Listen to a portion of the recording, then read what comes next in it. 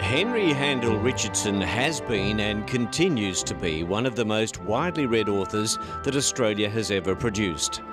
However, like so many other novelists, composers, musicians and people with great talent, their popularity and notoriety ebbs and flows with the passage of time, and so it has been with Henry Handel Richardson. The quality and creativity of HHR's writing has stood the test of time and has been greatly enhanced during a 13-year period beginning back in 1993 because of the work of two Monash University professors, Clive Probyn and Bruce Steele. Their combined efforts involved the huge task of republishing accurate and complete accounts of all of HHR's novels, including material that had been left out of her original publications. Their work ultimately produced 13 new volumes of her correspondence and other works. This has been the single biggest ever project undertaken on the work of any Australian author, and the biggest item within that body of work was the trilogy titled The Fortunes of Richard Marnie, and this was completed in 2007. All of the efforts by the two professors were enhanced by the lifting of a 50-year embargo on a large number of letters, notes and music scores written by HHR. Also included in the release of this information were the Richardson family letters written by HHR's parents Walter and Mary. Dr. Meg Probyn edited the letters and produced them into a book titled Marriage Lines in the year 2000. Two of HHR's novels made it onto the silver screen, the first being Morris Guest under the title Rhapsody, directed by Charles Vidor, and was released by MGM in 1954, starring Elizabeth Taylor. The other was The Getting of Wisdom, directed by Bruce Beresford, produced by Philip Adams, and was released in 1977, starring Barry Humphries.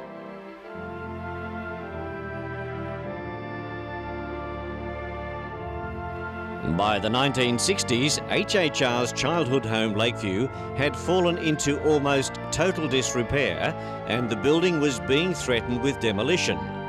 However, there were many HHR enthusiasts, historians and other people determined to see that this was just not going to happen.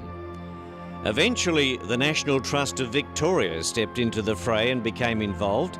They put out a challenge to preserve the building and restore it and refurbish the house to its former period. This was done, and Victoria's then Governor, Sir Rowan Delacombe, officially opened Lakeview as a National Trust property on the 3rd of January 1970.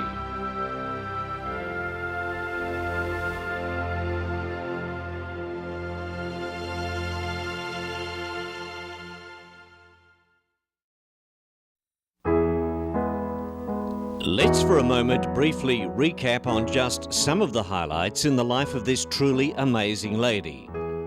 HHR only spent the first 18 years of her life in the country of her birth and the other 56 years overseas. However, she drew on her life experiences, particularly as a young girl, even before the age of 10, to later write some of her most successful novels.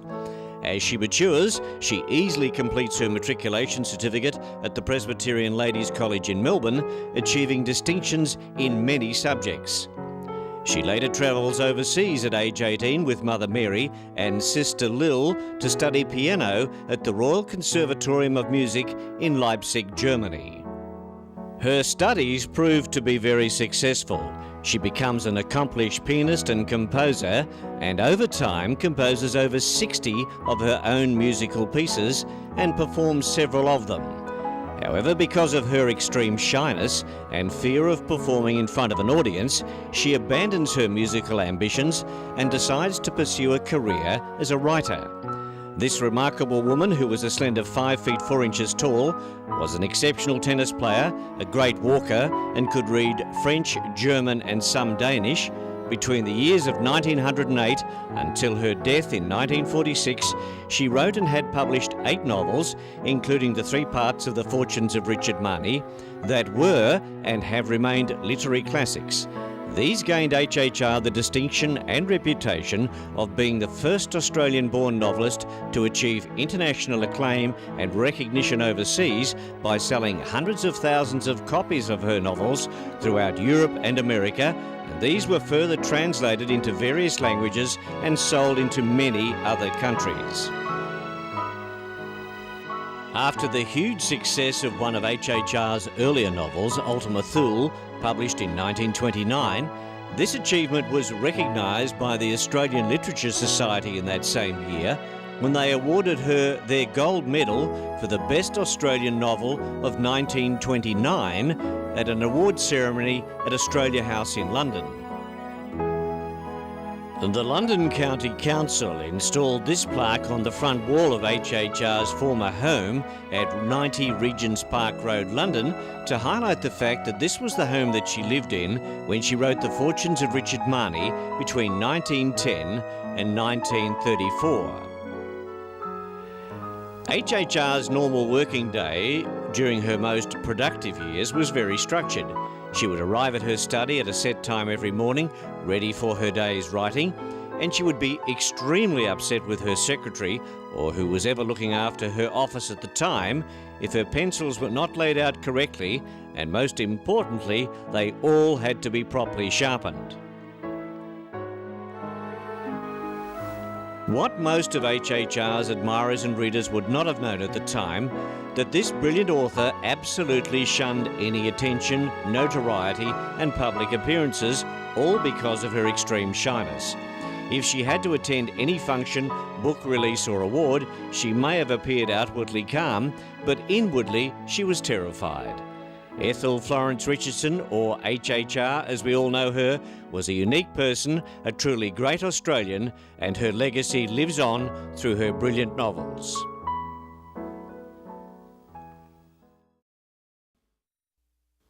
The Henry Handel Richardson Society of Australia hopes that you've enjoyed this look at the life and times of this unique lady who was and still is a giant in Australian literature. If you'd like to know more about the Henry Handel Richardson Society of Australia, or you'd like to become a member, simply log on to www.henryhandelrichardsonsocietyofaustralia.net/ and look for the link Join Our Society.